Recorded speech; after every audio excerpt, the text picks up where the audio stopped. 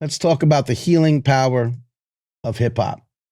It's in fact a book called The Healing Power of Hip Hop, which is it's the best title. And I always want to say, let's talk about the healing. And I feel like I got to pay this guy a royalty fee every time I use this phrase. So it's kind of brilliant. But anyway, the author of that book and the one I turn to when we discuss that topic that I want to say, because now I can't afford to say it, my good friend, Dr. Raphael Travis Jr. How are you, sir? What's up, Manny? How you doing? I'm doing all right. I'm still getting my sea legs under me with this show, but we're putting it together. It's coming together nicely, I think. I liked where you ended off there with that whole royalty for healing power of hip hop. If we can work that out, I I'm shouldn't have all done for that. that. I shouldn't have done that. I shouldn't have gone there.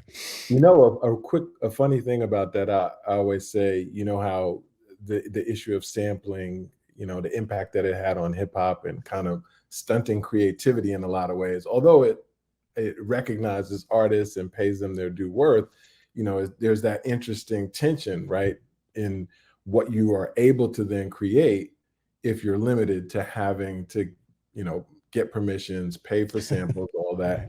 Right. So I'm not trying to say it's not appropriate, but the thing that I always ask people to think about is in the academic sense, right? So as researchers, we write based on building on the ideas of others, right? At the end of any research paper, book, chapter, all that, we have a reference section where Right. we acknowledge the sources from which our material came from. And I always ask, how would knowledge dissemination change if we had to pay for each reference? Right? Mm. Conceptually, it's the same thing, Right. Right. right? Sampling. Right. It's a yeah. Yeah. You're No. using ideas, you're giving credit, right? You can make the same argument that within the artistic realm, yeah, you just list where those samples came from, everybody knows, and we keep it pushing, right?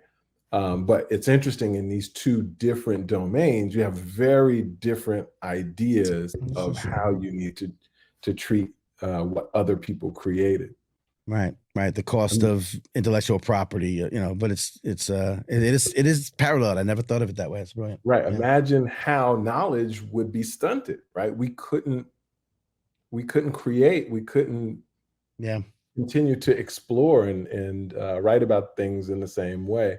And I bring that up to students all the time, and I ask them, how would your paper be different if you had to pay Mm. for what you put out there? But it's an interesting thing.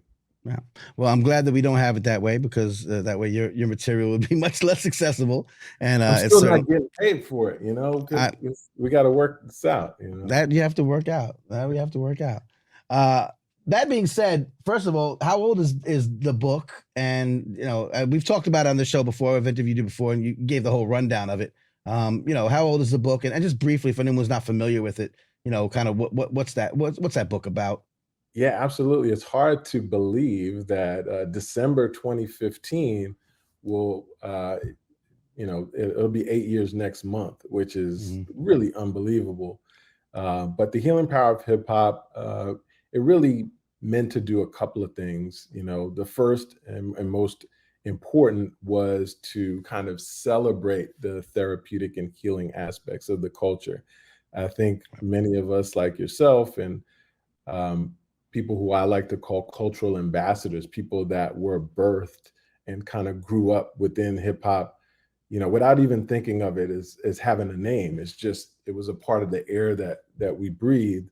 Right. A lot of us recognized the importance, how it was useful for us, how it was useful for us to understand ourselves, to make sense of the world around us, to think about in outside of the traditional school setting, what are ways that we could express and create and engage and have some sort of agency in the way that we showed up in the world. We knew that. Uh, Right. so that was a big part of what I wanted to try and give a language and structure for. Um, Translate it. yeah, Yeah. and so that was one of the key pieces of it. But it was I also really wanted to look at it within the context of the Black community, right? Obviously, there's some universal elements that are empowering, and that was part of it too, is right, like, why is it globally recognized and appreciated as a culture? Why can communities in Australia and South Africa and Hawaii and you name it, why was it a powerful tool for people to, latch on to and be excited about and have voice and agency in the world? But why was it also uniquely important and special for the Black community, right? Mm, Thinking of the immediate context of, 1973 forward, but also the more distal, roots of the culture and the Black experience. And yeah, so, you know, as a researcher, we write papers, we do talks and things like that, but in many ways, we don't really get the opportunity to really dig deep and explore concepts and ideas. And so in the book format, it really gave me a chance to kind of really stretch out some of these ideas and explore and elaborate. yeah, And there were the third piece too was the particular model with which I viewed hip hop culture being empowering. There are a lot of different voices and people talking about, through their lens, but it was an opportunity for me to speak through my lens, yeah, particularly around these concepts of empowerment and risk. yeah. There's a lot of those ways to look at it. What's one, particular avenue that, like you said, your aspect, your view, that you latch onto? Yeah, so I found in my work that there are these five narratives that continually show up when we kind of sit and digest the culture. And they're narratives of esteem, resilience, growth, community, and social change. Mm, And those come up regularly right. in all acts, expressive aspects of the culture. And those are the things that we have the ability to latch onto and really have a useful purpose behind engaging, right? So the more Mm, that we can engage around narratives of esteem, the better we understand ourselves, the better we can explore, who we want to be, the more we can explore how we react individually to the circumstances that we're in.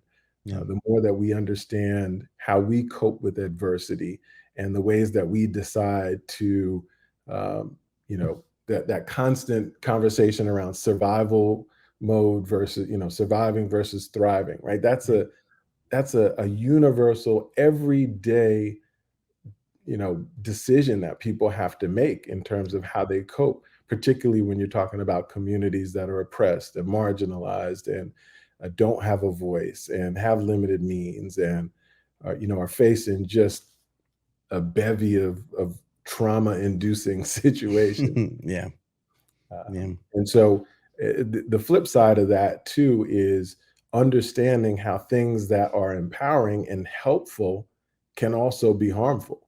right. And a lot of times we miss that, right? It's, under the guise of, I gotta do what I gotta do, right? By any means necessary. I gotta get mine, Right, right. which we do. We have to survive. We have to live. We have to you know, be able to deal with really difficult, challenging situations. Oftentimes, situations that the average person would not want to deal with.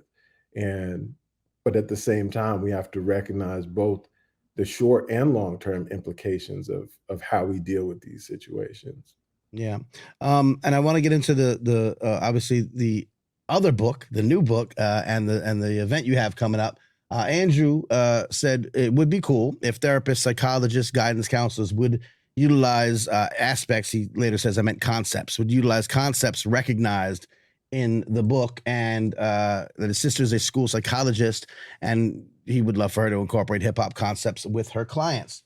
Well, I mean, we talk about citations and we talk about how some of the work concepts in the book have translated to real world situations. Can you just give an idea for anyone who listening who is in a school situation or is in a mental health capacity that isn't really hip to the idea of hip hop as being sort of a conduit, what are some real life examples that may have spawned from some of the, concepts that you've come up with or that you and others have, coalesced around?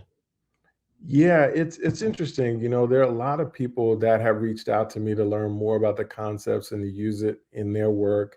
And what's great is, for me as a lyrical person, we've had this conversation.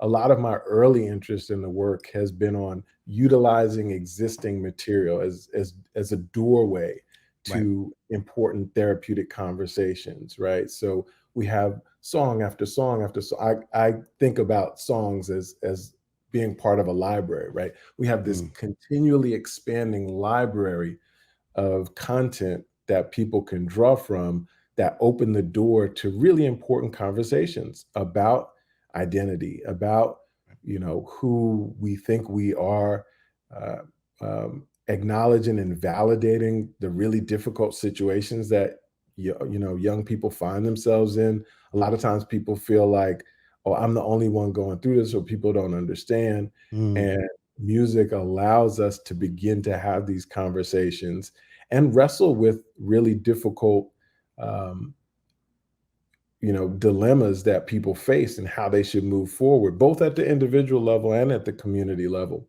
But then additionally, there's the creative side, right? So Right.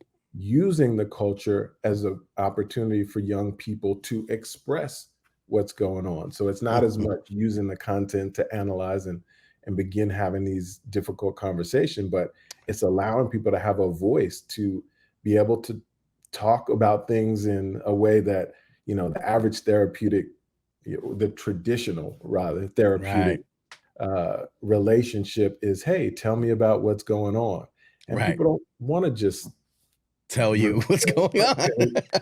these difficult things. And Right. I and say even in class, like when growing up, they'd be like, write a poem about how you feel. And it's in the like, you're learning Shakespeare and poetry.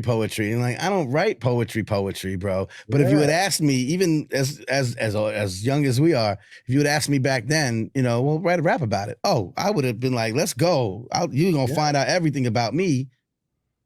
exactly. And one of the things that I write about is we also have the opportunity to sort of scaffold activities, right? So Mm. maybe we start out listening to a song, talking about certain themes as Right. something not personal, but related to what we're looking at or analyzing. That's step one. And Right. then maybe we explore some concepts that we know are developmentally important, right? Like resilience, like turning over a new leaf or thinking differently about a situation. And then maybe we move into the creation, Right. right? But we've Right. had the chance to sort of plant the seeds Right. of these things that we know are important and move from things that are less threatening Right. to something that's more vulnerable, right? And as many also talk about, then you've created rapport. You've created a, Exactly, right. By the you know, time you get to the thing that's personal, right. we're good now, Right. Right. and then you throw in some technology, you got buttons and lights and equip you wait, you can show me how to make my own track, you can show me how to make my own beat, you Right. can show me how to mix, you can show that in and of itself is exciting, it's new, and then, that has extensions of its own, right? Then It's you don't have to empowering. do these things with a professional, you can do these things on your own, Right. You've right? been given, teach a kid to fish. Exactly. Right.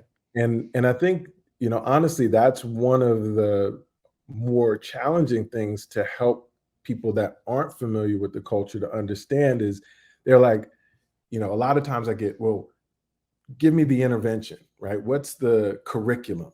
It's not a curriculum.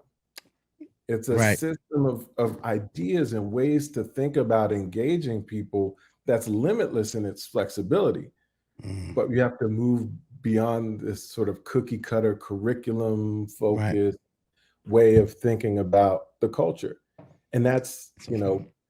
in your conversations I think are important. Like you continue to push the significance of understanding the culture.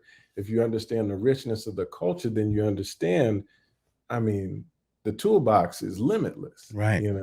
Right. That's really interesting. Confining it to a curriculum. I'm doing. I've got some other things happening. I'm doing some workshops, education based. It's very interesting, very cool. And I'm bringing some of the collective stuff that I've learned to the table. And that's something that comes up. It's like, well, we got to see how does it tie into the curriculum? And I'm like, I'm giving you inspiration. You're gonna figure out how it ties into the curriculum, because if you don't have the inspiration, I'm just gonna I'm gonna give you tools, but I'm trying to teach you how to build your own tools. That makes sense. And I think that's part of it. If you have an understanding, authentic connection, and understanding of the culture and everything that comes with it, then you don't have to be told step 1, step 2, step 3. You'll kind of figure it out, intersecting to how you're working or how you see the world. And that's where the remix comes. Right. And it gives agency back to the practitioner, right? Right. Because That's what I'm saying. they have their own unique skills that I don't have, right? Right. They have the relationship with Right. the kids, with the system, with the organization, with the community. Yeah. Right. Brilliant. Yep. So we talk about hip hop, obviously front and center. I think this segues nicely into the book, the new book that you've worked on, because music in general, also in schools in many different ways. This is I'm gonna put on the screen now for people to see. Nope, that's you still. I'm getting these buttons down. I have hotkeys soon. You just give me a couple of weeks, baby. That's already looking good. I'm the CNN of hip hop out here. We got it going on. We'll get there. Music for inclusion and healing in schools and beyond. It's the name of the book. Hip hop, techno, grime, and more. Pete Dale, Pamela Bernard, and Raphael Travis. Can you explain, if you would, the log line, the elevator pitch, the synopsis of this new tome that's coming out fairly soon? Absolutely. I'm incredibly excited about this project. Worked on with Pete Dale and Pamela Bernard as part of a broader effort, the Cumin Network, which is really meant to help build awareness around thinking differently about how music is integrated within education.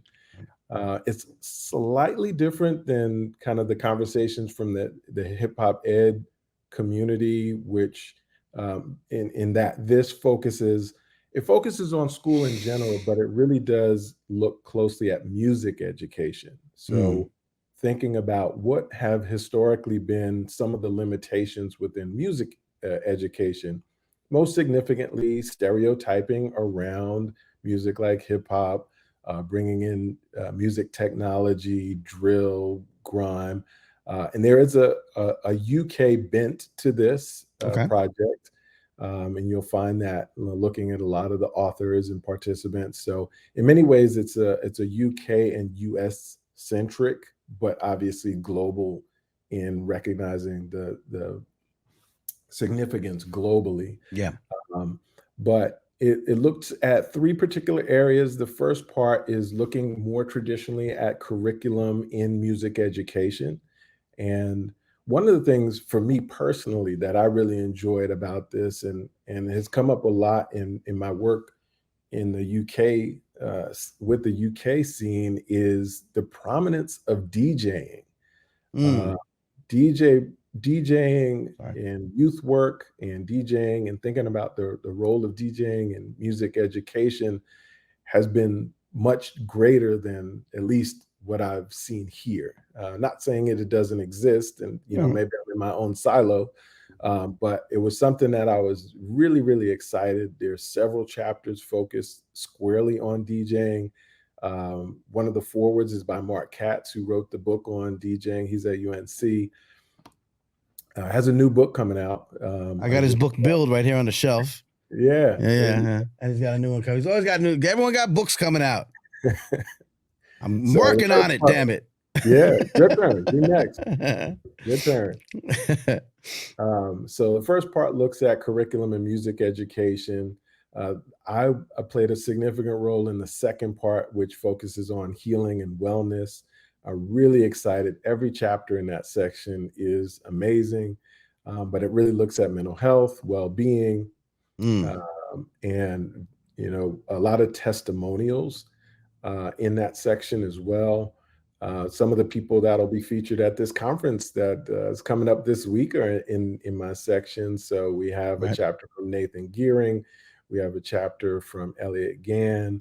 There's a chapter that I'm incredibly excited on with me, Alex Crook, and Ian Levy, focused on intentional use. And that's something that I've been working a lot more on, is thinking about it from a self-care perspective. So obviously, Mm, we're talking about uh, different activities and experiences that are professional led, from therapists and mental health and counselors and educators, but really thinking about what people do on their own, right? right. How do people engage music? Why? What's their motivation? And really looking at, again, through my lens of empowerment, what are those things that contribute to empowering music engagement? So, for example, simply being interested in learning more about your own race and ethnicity, right? Wanting to explore, who you are as an individual.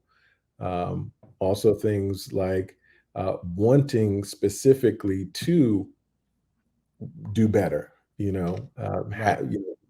having a motivation for being better, being a better person, things like that, that contribute. So if I'm actively wanting to better myself, then I'm more likely to pull empowering experiences out of the music that I engage.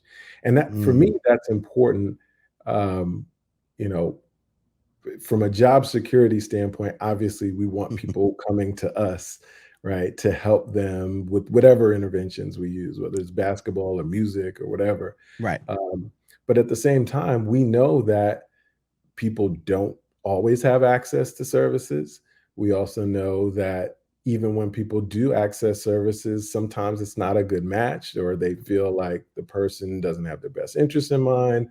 Right. There's some, cultural mismatch going on. Right. So there's lots of reasons that people do not have that consistent access to a professional. And so if that is the case, but at the same time, we know that people have healthy and empowering experiences with music, how can we facilitate that? Right. Right.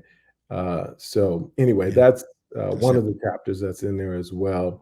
And then the last section in that book is about evaluation, right? What are the desired outcomes that we want to see? What do we need to think about in terms of, if these are good ideas, which they are, but if these are good ideas, how are we measuring and evaluating the impact? Right. Yeah. So that's a Metrics. really exciting book. I'm incredibly happy. I think they said the 17th is the official publishing date, Right. and they'll start mailing stuff out. And it says you should get it by December 1st. So Okay. really Yeah. excited So about it's basically you can pre-order it now and get it ready. Is there a preferred place to go to, or is it just Yeah, I think, it's best if we go through Oxford hmm Publishing, hmm the official publishing site.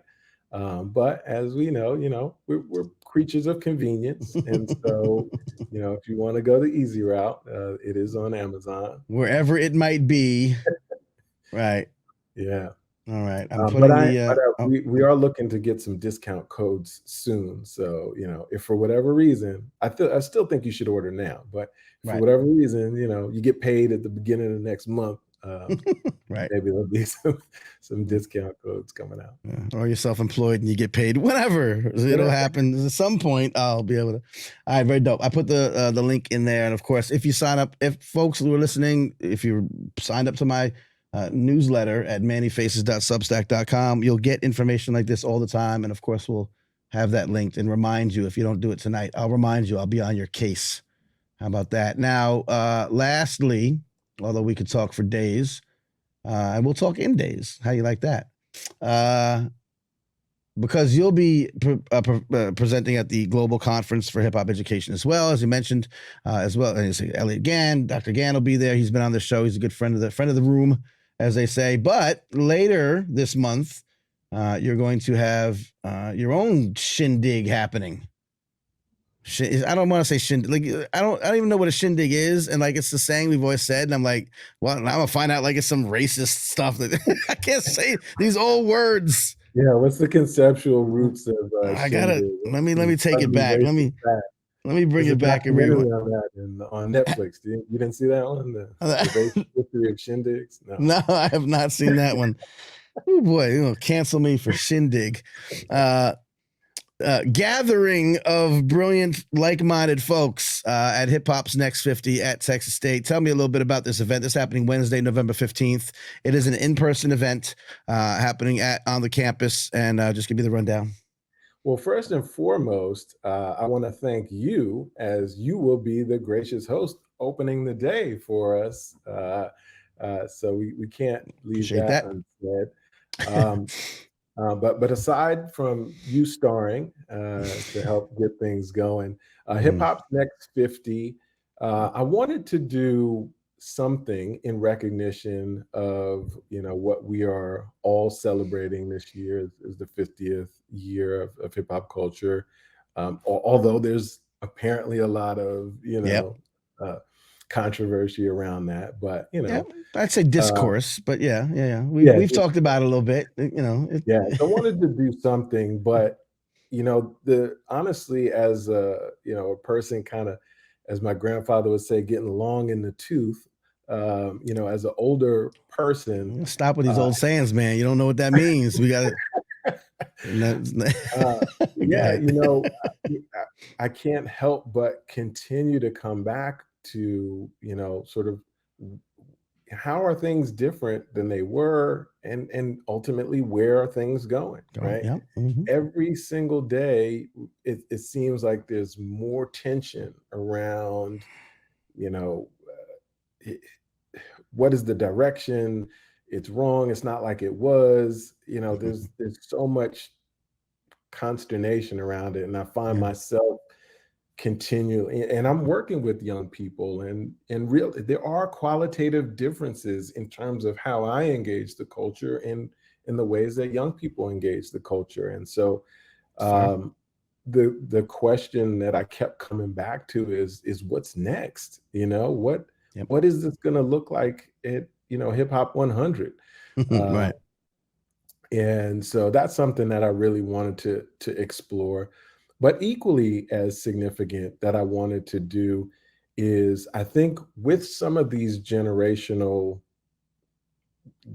not divides, but gaps in how we experience the culture, even our generation, a lot of faculty and people don't understand the breadth and depth and richness of the culture. And so I wanted to bring some different voices to talk about different ways that people are working and exploring the culture. So we have a wide range. Like it's really I a think we can say wide smorgasbord. I think it is. smorgasbord is That's an the okay appropriate term. word. Yeah. Yeah. I couldn't think of the I don't want term. to now I don't want to like appropriate German food culture. You know what I mean? I'm not There's trying to. another one, I man. don't know where Yeah, it what comes you from. doing Like here, man? you are not. You cannot use smorgasbord. Um, there, ironically, Mhm. there is a very large German culture community just south of our campus. So maybe that is particularly appropriate. And All right, maybe, we have to invite them to the table and find yeah. out. So anybody from New Braunfels, you are very welcome to Right. come to the celebration. But yeah, so there's Yep. two parts, right? So thinking Yep. about the next 50 years of hip hop, and also trying to provide a platform for just a variety of ways that people are currently working within the culture. So Yep.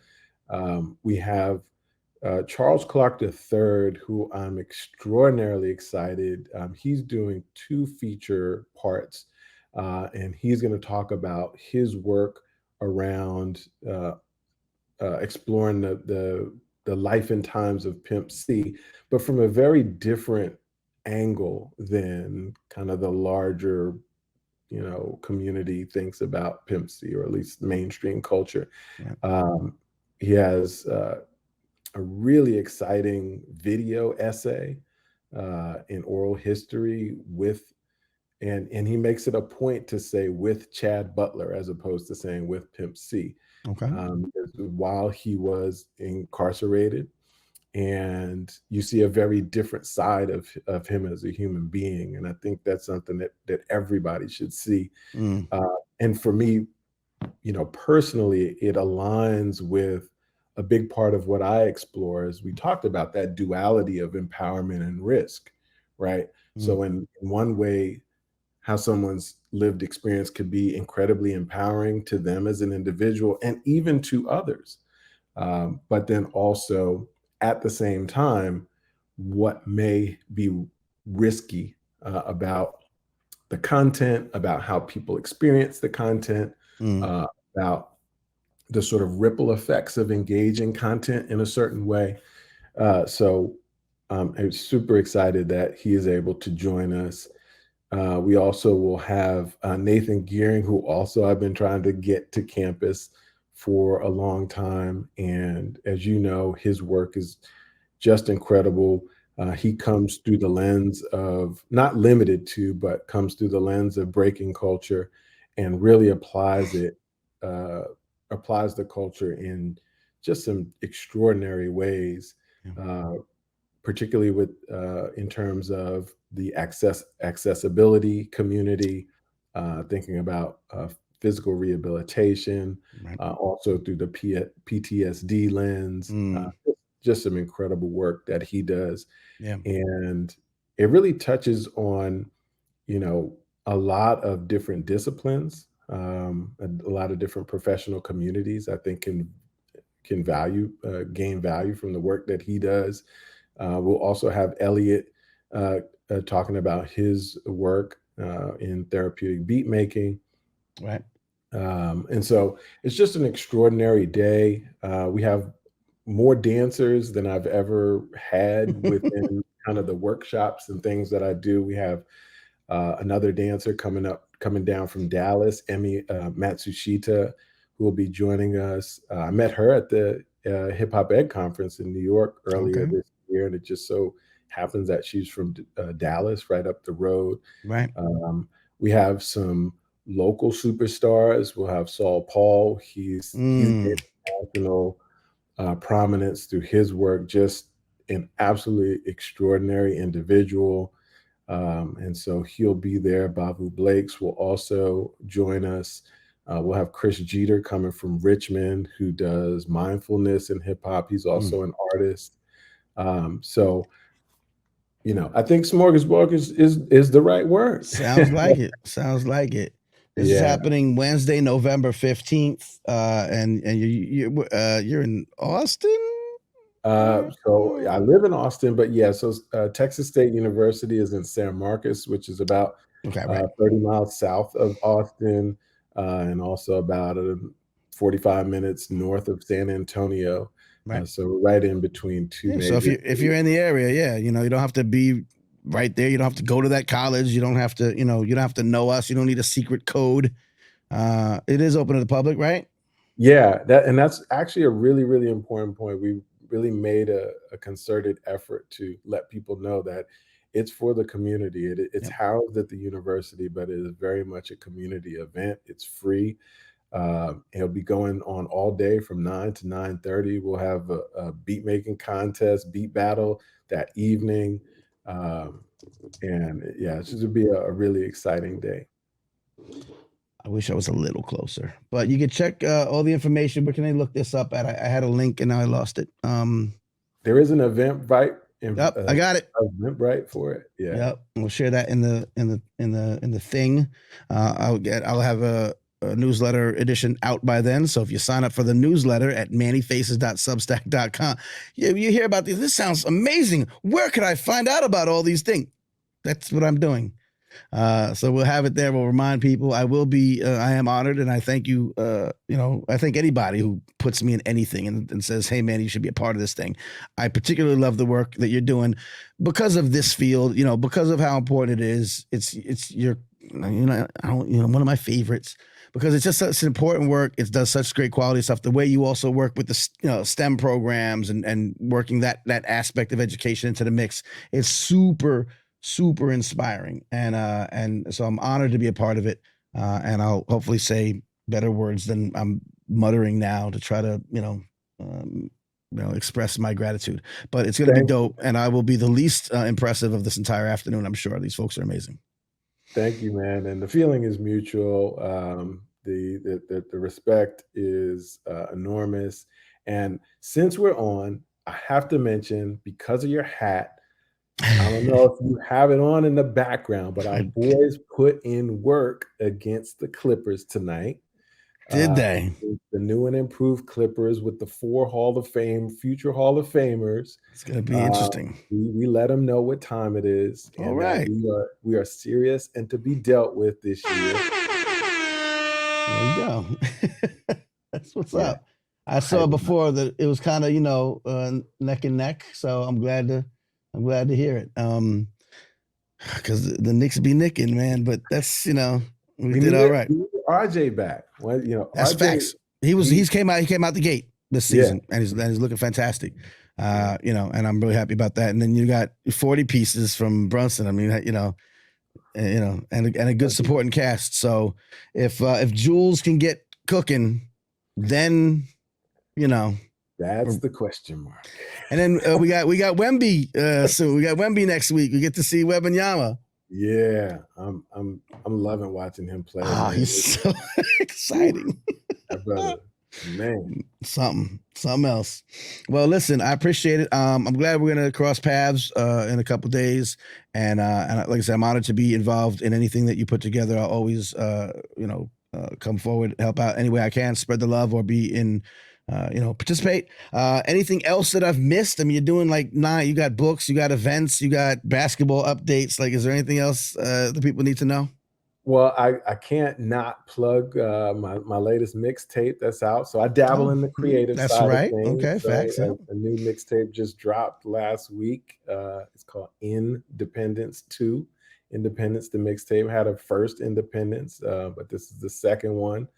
And kind of exploring how we think of freedom, back on that concept of resilience, right? How do we decide to cope, and how do we rationalize our decisions about what is the right way to do things? And hip hop is rich with that, right? It's these narratives, these rags to riches narratives, and how we overcome poverty, and but those are all choices and how we do so. And there's a lot of great music that explores that. And so I got some nice, tracks, and that's something that I'm also talking about is, how making mixes can be therapeutic, right? It's right.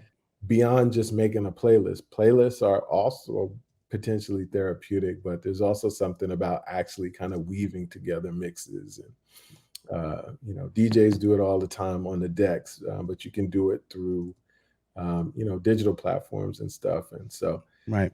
So check it out, Yeah, definitely. As I DJ'd as well, and it's another one of those things and I made beats. I was a producer for a number of years as well, and it's one of those things that we'll take it back to the beginning when we were talking tonight, where it's we inherently have these connections to things that can give us self-help, right? That we do through music. I remember there was a time that I was going through a breakup. And I don't know what it was. I was stressed out. And I was, and my brother from another mother, the late great Coleman, who was staying with me at the time, he lived with me and my mother, and we would do music together, me and him. But he was just around. He just would be there. And something happened, and days, weeks, I don't know how long it was pretty bad. But at some point, she's downstairs in the kitchen with Coleman. They're just, milling about, and you hear muffled through the upstairs of the house, you hear the thumping of a bass kick drum repetitively. And she looked at him, he looked at her, and she said, "He's back." You know what I mean? And it was that was the thing that was helping me come out of that breakup. It was let me just get back to doing these beats. And it made me feel better. It was a comfortable place to be. And I couldn't have told you that that's how I do it, or couldn't have maybe expressed it or explained it, but it's what I did, and it's where I ended up, and that's how I emerged. And it pulled me out of that darkness, doing the creative thing that I love to do, that I felt I could do differently, if not better, than anybody else. You know what I mean? And that I was creating something that day that was mine, and maybe was filled. Maybe those kick drums were an expression of how I felt. You know what I mean? Whatever it was, I was back, and it was through that. And I wouldn't have even known until I meet folks like you, 30 years later, that's what was happening. I was using this music and this culture and this creative connection to help myself, self-help. You know what I mean? And that's what's beautiful about the culture. Yeah. It's the gift that keeps on giving. Yeah. Thank Yeah, you man. so much for the invitation to be a part of this, and I really enjoy vibing with you, man. As always, I'm glad you're here in the early days, just to let people know how incredible this is. This is no joke. We're not playing around. This is your Instagram, right? Rap TJR. And of course, you're on a bunch of platforms and you share, like you say, you share mixes, you share other DJs, sets a lot. You're just very sharing, and sharing is caring. Someone told me once, says, I think it was a bear. And so I just want to point people in your direction. Look you up. You have a very unique name, which they'll find you very easily. Although I guess you're a junior, so not that unique. But thank you again, my man. Anything you got, you let me know, and I'll spread love to whoever's paying attention to me anytime. That's what's up. Thanks All a right, lot, my man. friend. Peace and love. We'll see you soon. All right. Yep. Once again, Dr. Raphael Travis Jr., Texas State, The Healing Power of Hip Hop. It is a real thing. It's also a real book. Go get it. I don't have one. You got to bring me a book, bro. Anyway, I'll buy it. No, they're going to bring me one. I'll buy it. Anyway, so that's that. Healing Power of Hip Hop. Again, Texas State. There's going to be a great conference there, November 15th. Many faces. You sick for this one. Sick for this one. Sick for this one.